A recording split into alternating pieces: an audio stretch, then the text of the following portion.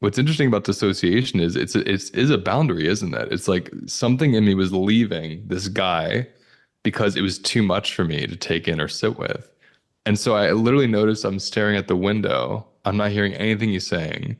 It's almost like my body's trying to pendulate. It's trying to say, look at the tree, Luis. And so I looked at the tree and I was like, I felt where I was. And then I was like, oh, I'm feeling where I am while this guy's talking about something overwhelming. But I had some distance from it because I wasn't attuning to the conversation anymore. Welcome back, everybody, to the podcast. Today I am joined by my team, Marika and Camille and Evan, and we're going to be talking about trances. We're going to be talking about dissociation. We're going to be talking about zoning out, fantasy, how these things can actually be good for us and be useful instead of always thinking dissociation means you're doing something wrong or it's harmful or it's the bad thing and that we want to stay embodied and conscious. And I want to start with you, Evan, because we've been kind of playing with this, especially since your last SE weekend. Tell me what's alive for you around this topic. Yeah. Yeah, this was definitely my hyperfixation. I talked to almost everyone I could for about a week all about this. Um, and particularly for me, I've been realizing that as I've been continuing to offer the group sound healing sessions that I do, learning a lot about that I'm going into a trance state and that the people in the group also are as well. And I did a really great intensive a couple months ago as well that kind of discussed hypnosis, the trance state, and sound, and how they can all work together. And I thought this was really interesting, especially because coming from the somatic experiencing background, there tends to almost kind of be an implicit connotation that dissociation is either, at worst unhelpful or can really interfere with the completion of some sort of trauma renegotiation. And for me, my big curiosity has been one, which is something that you speak to a lot, like the destigmatizing of dissociation and what role can it play, and perfectionism and all these kind of things that can come up with that. And then two, I'm always curious about, I feel like the layers of consciousness and our level of awareness, I think sometimes are intrinsically tied to dissociation and sometimes are not. So I think of trance states, whether it's like daydreaming or a more deeper trance state, even going into like a psychedelic state or sleep. Can you be embodied in those states? And then, but in what role does this play? Because I think I've also, been a part of and through different demos you've done, witnessed people have a lot of images come up during a somatic experiencing session. And then that really gets me thinking like, well, this is kind of like a trance state. This does have those kinds of qualities. So just really interested to talk about levels of awareness and dissociation and what roles they play in the healing process. hmm I think what I like about it is when you said this idea that trauma renegotiation is somehow blocked or impossible if you dissociate. I, I like to flip the script on that, for us to all play with that, because it's a pretty big burden to place on your shoulders or someone else's shoulders that you can't dissociate or you won't, complete a trauma cycle or you won't recover from stress or trauma when dissociation is the mechanism in which the body uses to take a break. And so I think what's interesting, if we understand dissociation just at kind of the baseline level, is too much information. So the conscious mind can't even stay connected to it because it's too much pain, it's too much confusion. Sometimes it's just too much at once. So there's this kind of like leaving the sense of witnessing and feeling the body to let the body kind of deal with what's happening, which the animal body is quite good at. It tends to be when the mind comes in and we get over fixated on identity or fixing something or pathologizing something that it actually gets frozen and it stays in place. So I guess I'm just throwing this out for all of us to play with. How have we experienced, whether it's professionally with the work we do or in our own life, dissociation being a break and we actually feel refreshed, not further ruptured afterwards? I think for me that especially when you had said in a conversation we had about sensation being the anchor, that I think for me that's kind of the line of dissociation where I definitely have had experiences where, let's just say I'm like on my phone or on my computer and it feels like dissociating is a break in one sense. And I mean, I will look up and see the time and like, I mean, full time blindness. Like I have no idea that 15 minutes went by. I have no recollection of anything I just saw, like complete dissociation. Um, but then returning to my body, noticing that there is what feels like more space than there was before, and not necessarily knowing even what process I'd just gone through. But yeah, very interesting to think about maybe if the mind is dissociated, if the body is not. And then I've also had, yeah, experiences where with different levels of consciousness or awareness, like working with psychedelic medicine, where I've had like big, I mean, very sensational and like big moments of uncoupling, which I didn't know it was at the time. So it's an interesting kind of interplay of what dissociation, where it starts and ends. Mm. And I'll say I feel like I experienced something similar. Like some of the examples that were coming up for me as I was just hearing you talk was if I'm by the ocean, and the ocean is a huge co-regulator for me, I can lose time. Like I can just sort of be there, and I definitely wasn't aware of all the things going on around me. But at the same respect, there were certain things I was aware of. Like I was aware of the ocean. I was aware of maybe the clouds and maybe some noises in the background. So part of it for me also is paying attention. Like what am I paying attention to? I may not be paying attention to things like I typically pay attention to, and I might be zoning in on one thing in particular.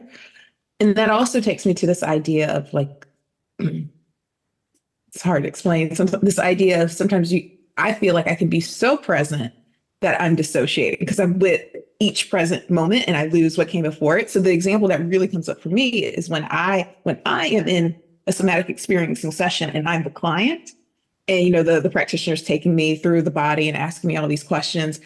The whole time I'm so present and I'm responding to questions, I'm sharing what's coming up for me. But then at the end of the session, if you were to ask me to reflect on what happened and like how we got from point A to point B, I would have no clue.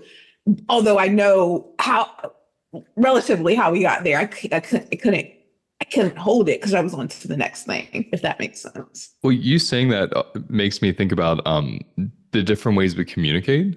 And I sometimes think that we get kind of, I don't know, overly fixated on consciousness being just what's happening with the mind or with the brain. But because Evan and I joke about this a lot when I do a demo, especially when it's in person, someone will come up afterwards and be like, so I was tracking you and it seemed like you knew exactly when to move them from the vagal door. And see, everyone will know by me saying this, I don't know anything about PVT. Polyvagal theory is not my friend.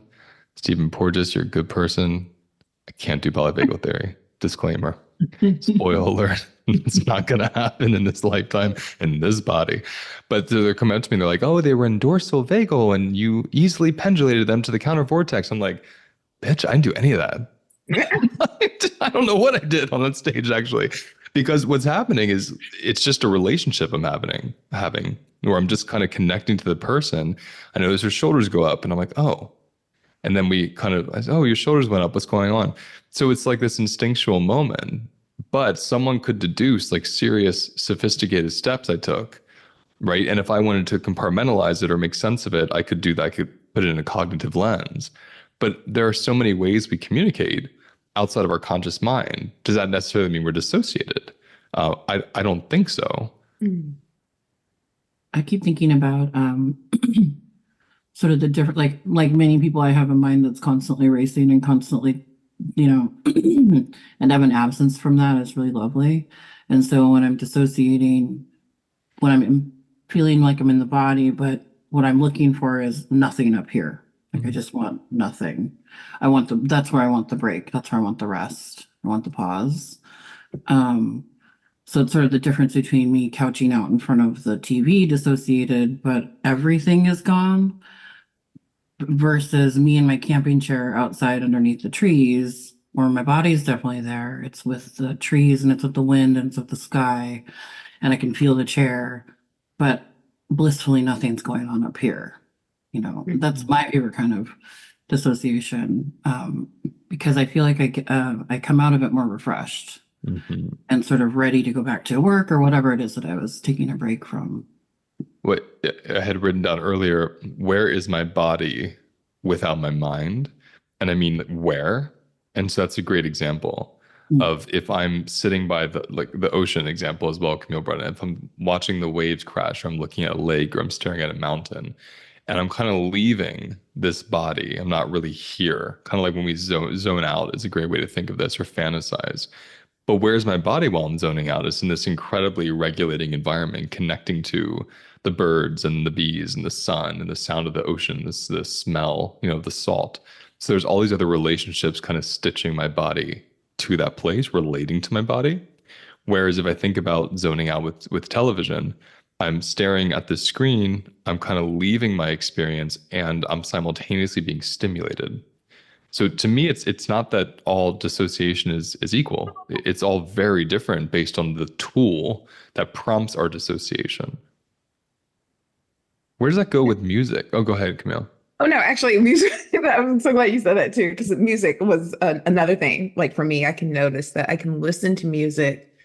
Like you said, all dissociation isn't created equal, but particularly certain types of music can sort of take me out of particularly a cognitive heady space and just into a body or a sense of like etherealness, where again, like I'm kind of floating, but it's a different type of floating, a different type of zoning out where I feel completely disconnected from the situation, or like I'm trying to completely cut myself off from that situation. Yeah, absolutely. Where does the music come in for you, Evan? Because this is a big part of the work that you do.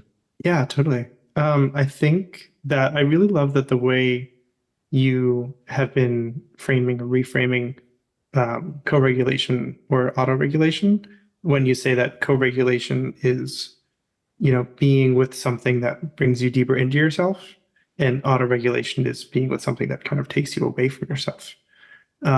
And yeah, I mean, you've really been also framing a lot of the sound work as co-regulation, which feels so right for the way that I offer it. That it can really be so connective, it can be so sensational.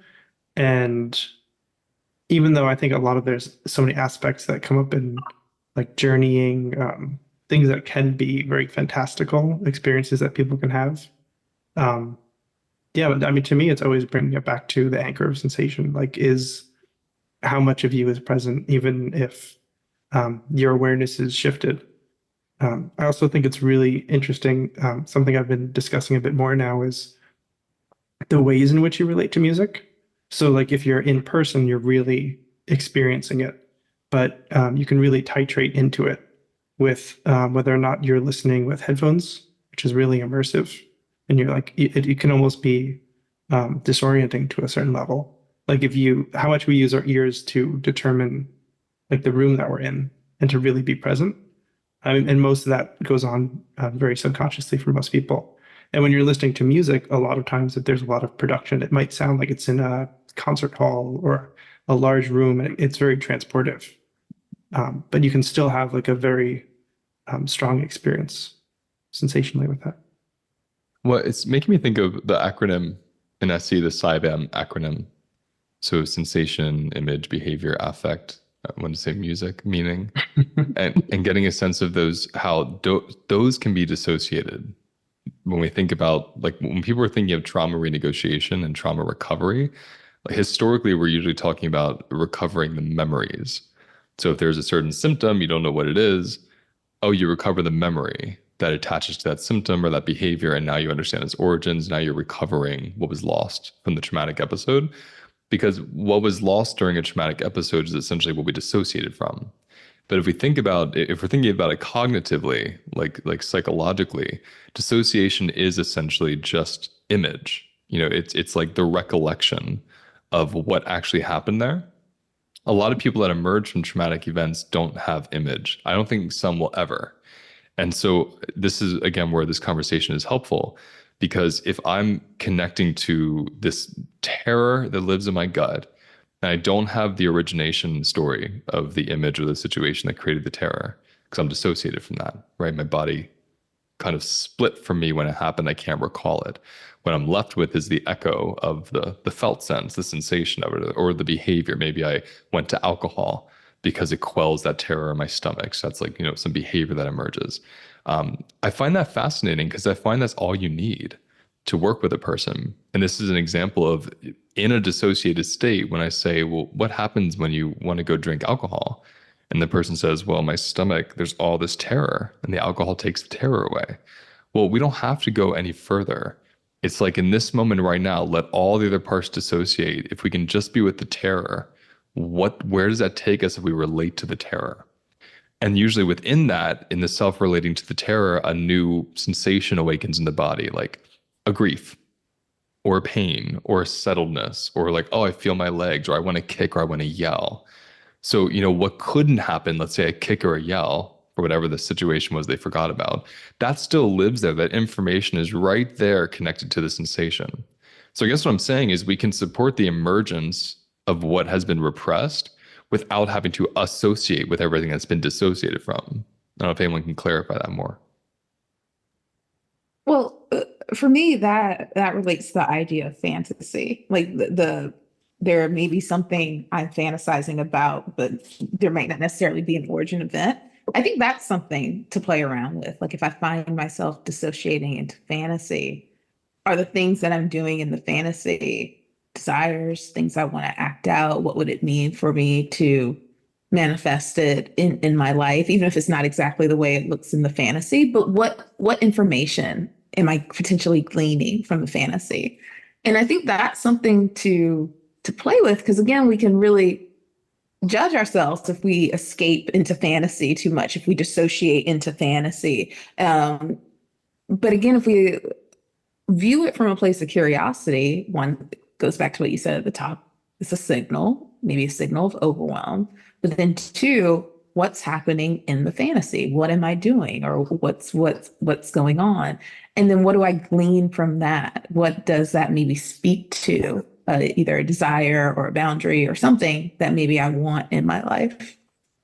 Well, a member here had brought it to me recently that there was this practice we did a while ago where we fantasized about something we really wanted. And we felt the sensation like, oh, I really want to be on the beach. And we felt this like softening in the chest, like my shoulders. And we realized, oh, the beach supports me to soften and relax. The fantasy shows me the unmet need. And then the question, how can I meet that need right now? And for that particular fantasy, literally like turning on the heat or taking a bath or laying back on a pillow satisfied it in a different way. You couldn't compare the two, but you could see that there was a similar need that was being met. So this is how fantasy can be actually very quite useful and a signal to say you're at capacity with the current environment. You're needing a counter vortex. You're needing to swing to something that feels more pleasant than where you are so you can have some kind of movement or shift.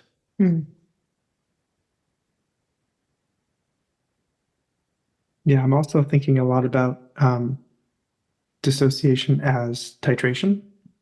And I don't think it always shows up a lot through like the HLN model, but using, I've seen other SE practitioners, using things like the competent protector or doing kind of shifts in the memory of the experience where going straight to whatever happened that was too traumatic would be far too overwhelming, and kind of using image or even any layer of dissociation as almost like a stand-in or a metaphor to kind of slow the movement towards too much activation. I also find really interesting. Well, I want to play with when you say titration again. If we see dissociation as a signal, what it's telling us is that we need to titrate sensation more, right? Because dissociation is a result of too much sensation. That's just what we want to understand here. And not unpleasant sensation either. You can have too much love, let's say, or too much excitement, or too many eyes on you, just whatever it is, too much of sensation from something. And dissociation is the way the body says, whoa, nope, too much, gonna take a pause. And I was noticing this the other day. I was on the phone with my accountant.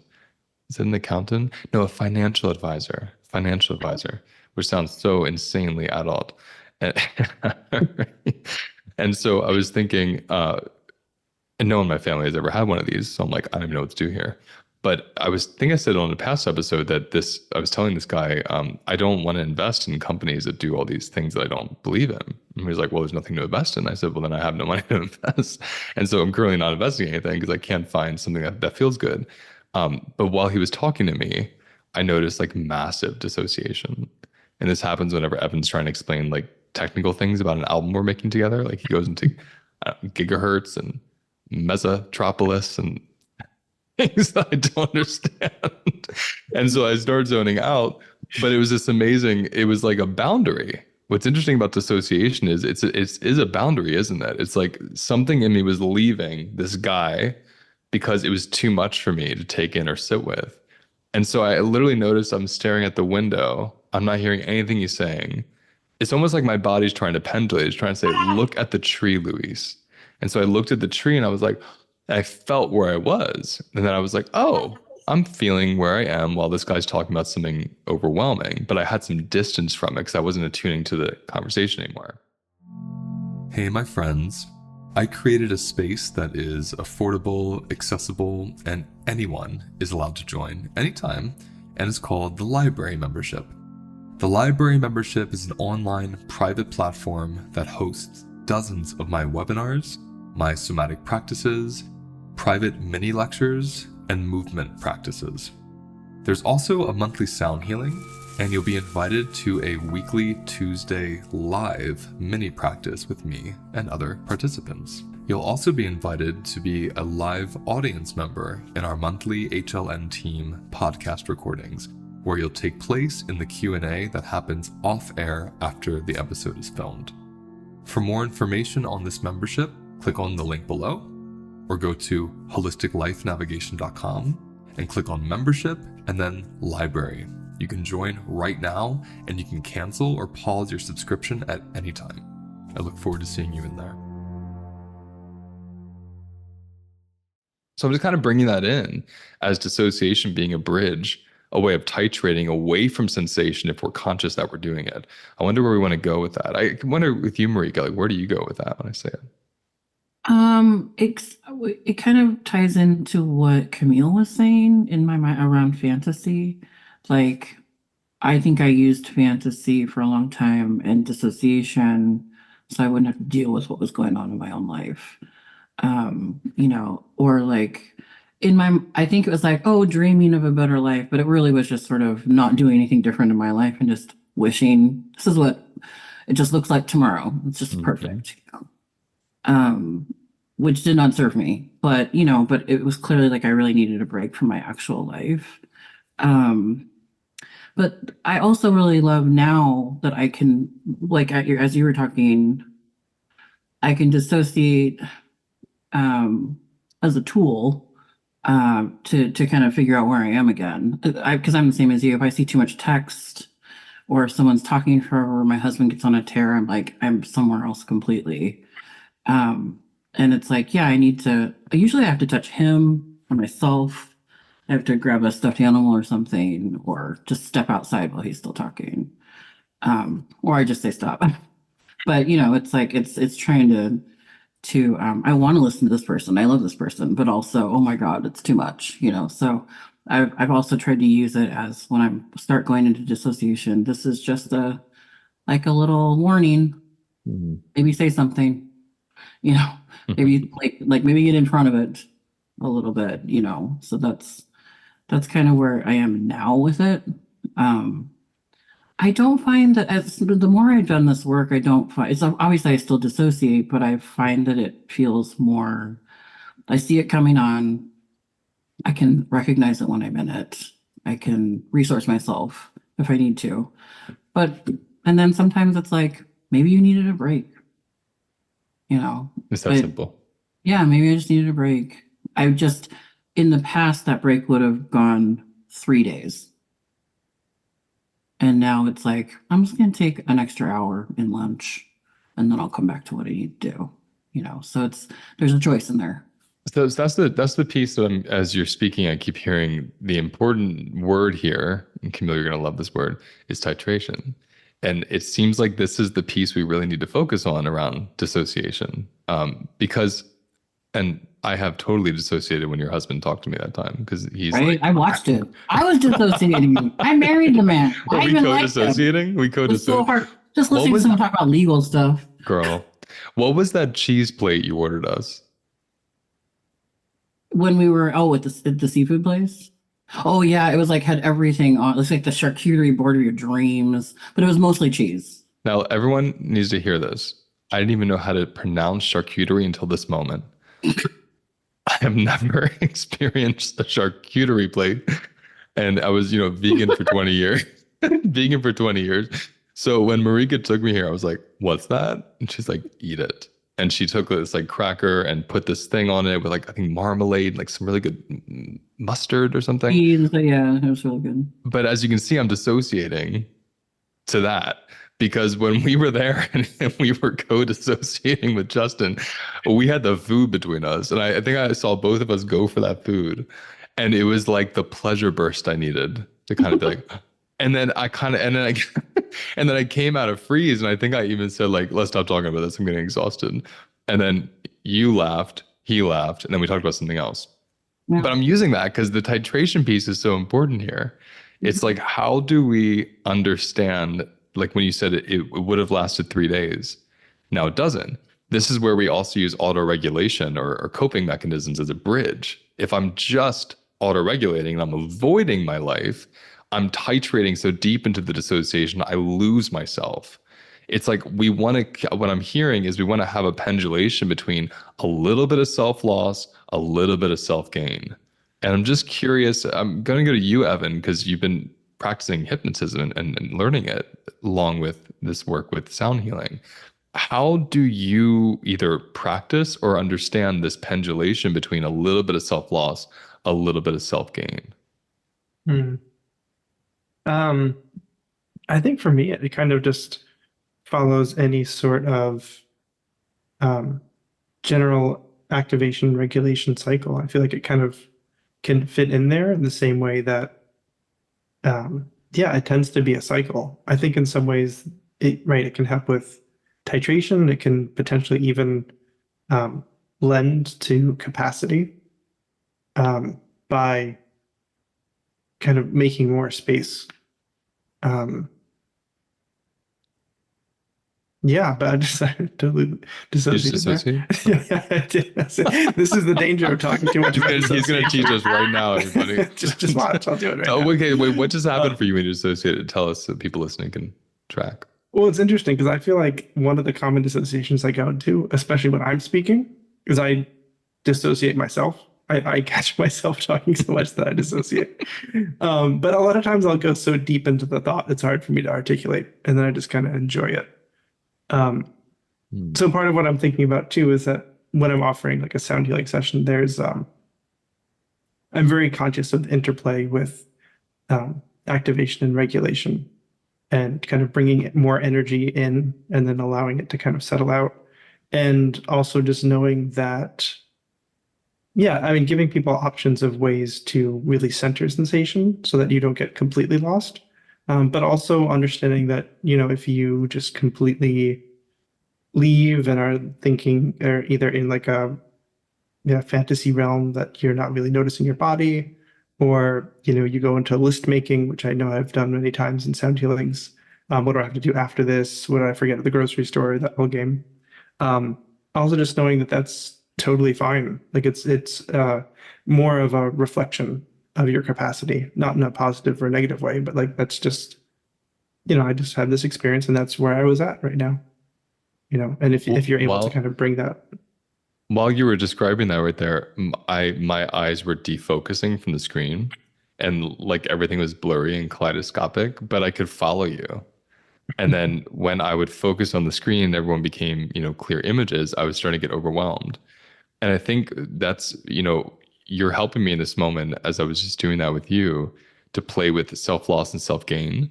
And I think of it as literally sensationally, like, what do I hear? What do I see? What do I feel? What do I smell? Like temperature, like so many pieces of our sensational puzzle, what is it called? The mosaic, the body that puts us together. It's like we get to actually pick and choose which ones we want to use, which I think is phenomenal. But I think when we don't know we're able to do that, that's what leads to overwhelm. So someone's talking really fast about something really deep, and I'm fascinated, but I just can't follow or just don't have the capacity. Like I'm literally allowed to orient away from looking at them and look at a tree while they talk. And I might suddenly have access now to hear what they're saying. But one, because of social politeness, and I think full dissociation of loss of sensations, I don't even realize I'm dissociating. I'm staring at this person, I'm feeling and hearing nothing, and I'm losing track of, space and time. And even when Evan said this is the danger of talking about dissociation, was it at our embodied perform? Who was I with recently where this happened? Where we were talking about dissociation with a group, and I was like, "See, we're all dissociating." Don't you remember that, or am I? Or was it? I think it was. I think I was on my hyperfixation again about because dissociation and awareness, and it was a whole thing. So we're talking about the resonance. You're resonating with a state of self-loss. I mean, it's why I wanted to do the Eye of the Needle workshop, because I'm fascinated with the idea of conscious self-loss instead of the self-loss just happens to me and I have no way to be with it. There's something really shamanic and spiritual about that. And it takes me back to when I was studying my Celtic traditions around gazing into pots. And you'd put pot on the stove, you fill it with water, and you'd have little bubbles come up, or you just look at it. But you'd lose yourself in this pot, and you lose yourself. You consciously go in to lose yourself. But then you would feel the self-loss, and you would come back to your feet. Then you would lose yourself and come back to your feet.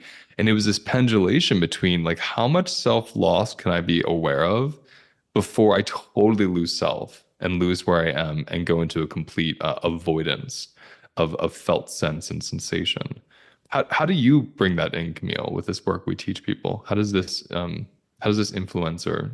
Well, actually, what you just described, like with the pot, for me, reminded me of my experience with Khadijah, where when she was in the midst of her cardiac arrest, I would attune to her for like as much as I could until I felt like I was about to completely go into collapse or full dissociation. Then I'd come back to me, feel my seat, felt myself in the seat, feel where I was, and then I go back to her and that back and forth.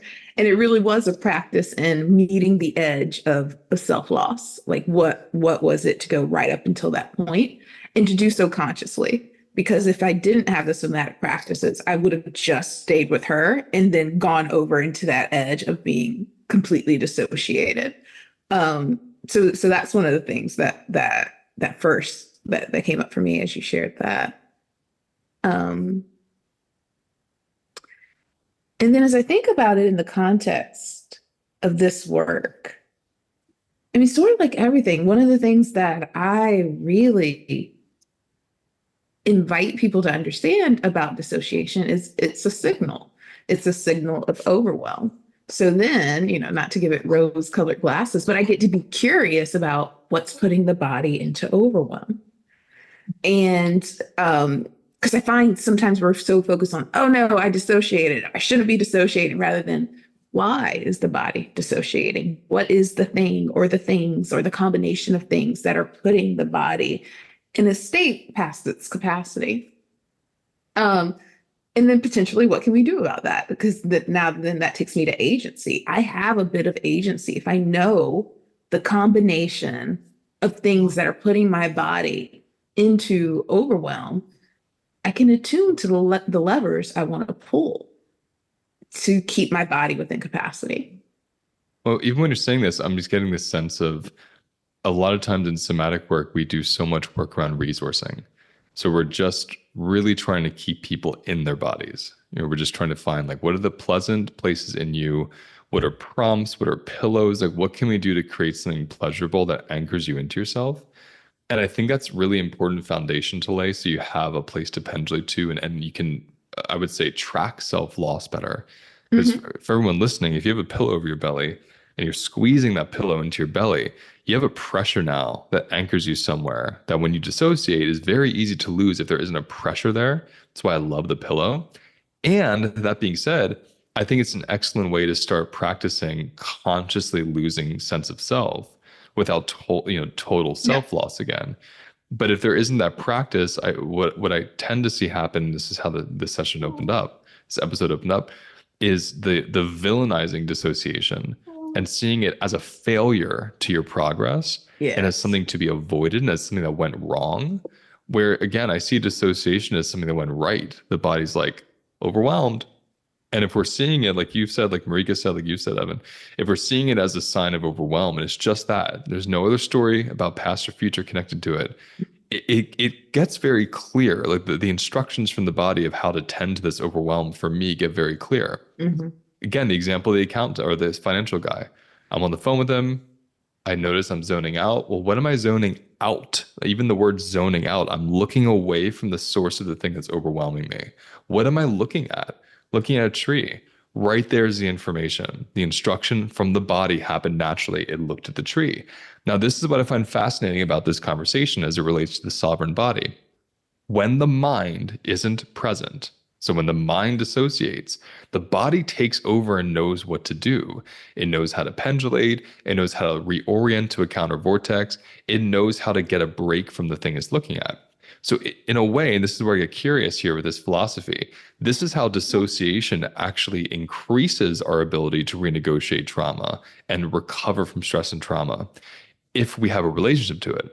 Because my body in the dissociative state looked at the tree. My mind wasn't saying, he's overwhelming you with his words, take a break from the phone and look at the tree. It just happened because I dissociated. See what I mean? Whereas if I associated, I grip onto what I think should happen, and then I further dissociate sensationally, even if I have my mental wits. And this is a phenomenon I would see in my private practice with specifically meditators.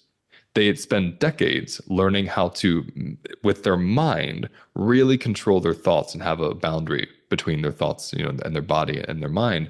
Yet they were very disembodied. So they were very mindful, and they developed that realm, but they didn't develop a lot of sensational experience. And when they would come into their body, there'd be a lot of pain after sitting for 5 hours. Or there'd be like a lot of discomfort and boundary violations from years of bypassing those sensations. So I just get curious about, how does dissociating, your mind leaving, how does it let the animal body actually do its thing a little better? Falling asleep is a great example. Mm.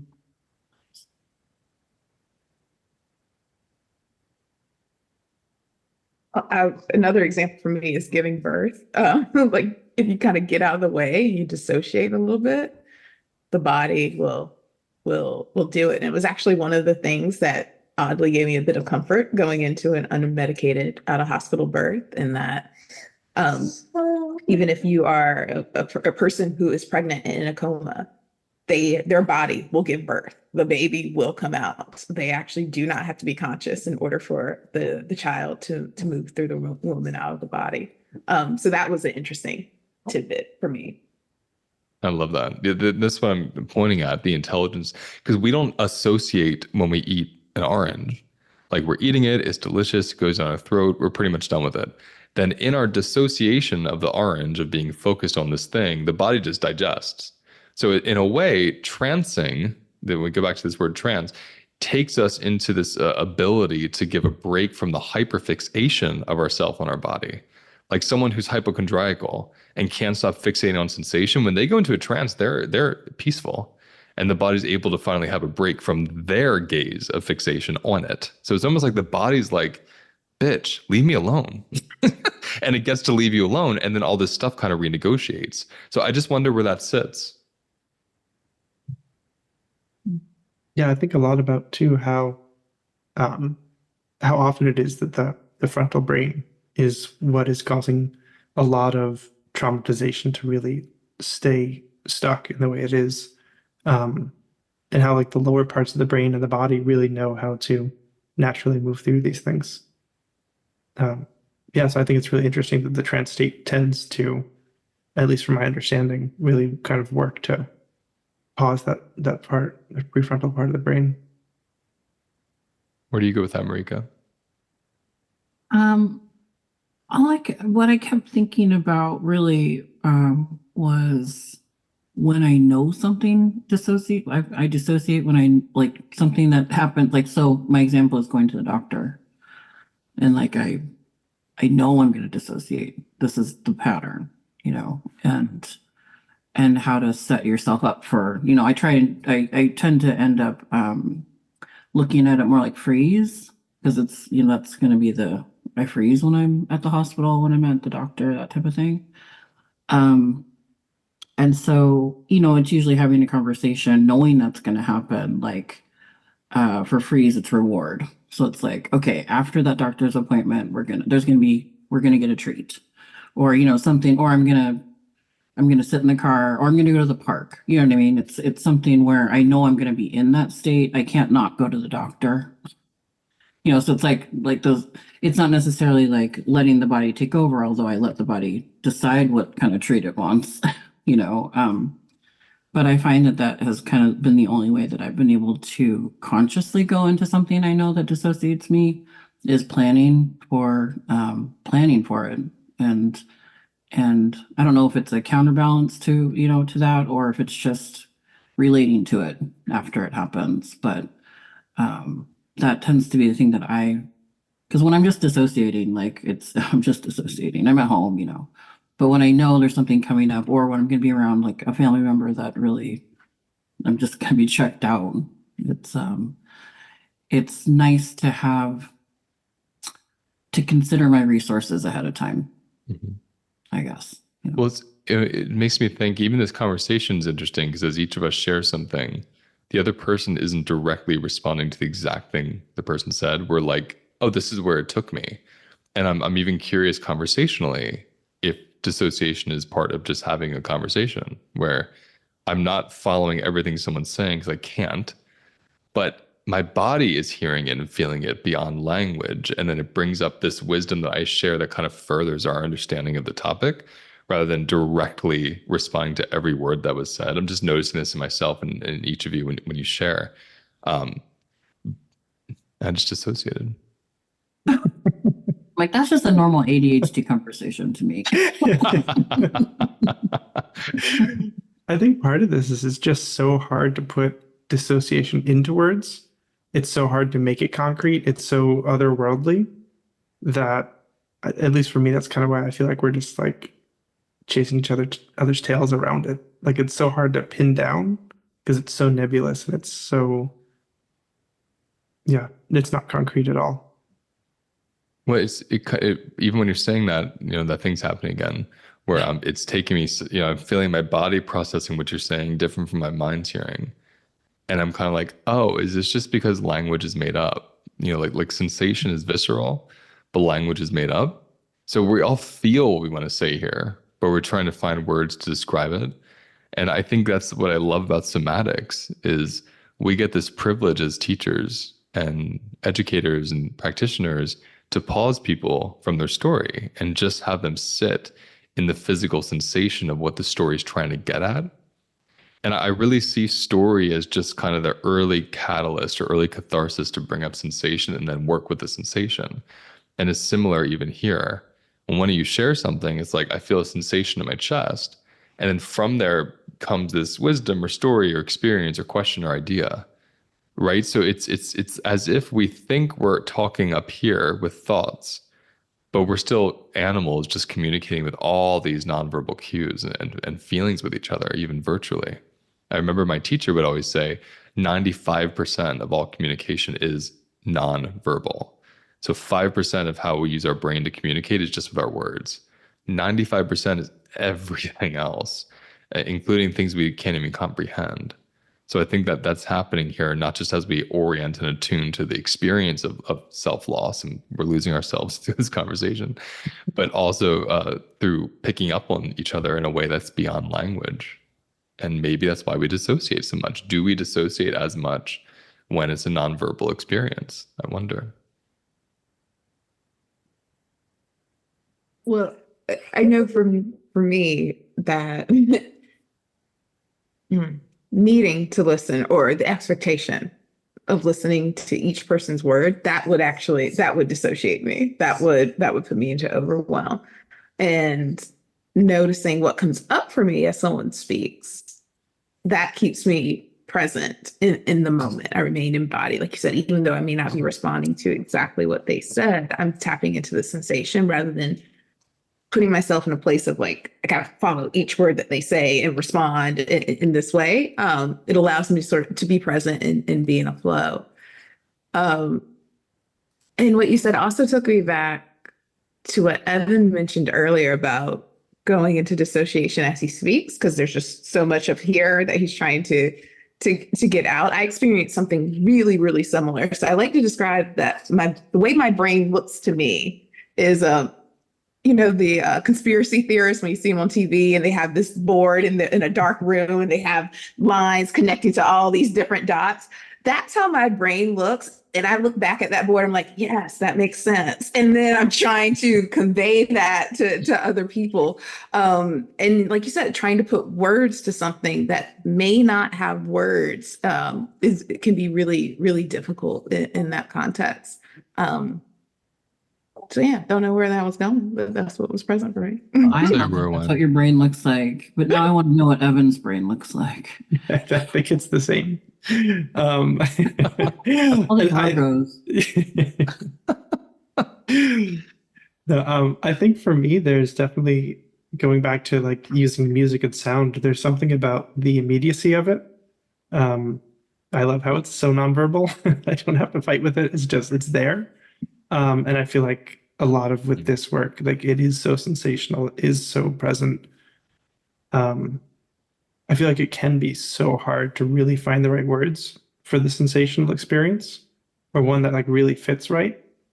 And at least for me, like I think that's why I've always been so drawn to music, is to be able to relay something in that kind of immediate sense has always been much more satisfying for me than trying to string together the right words.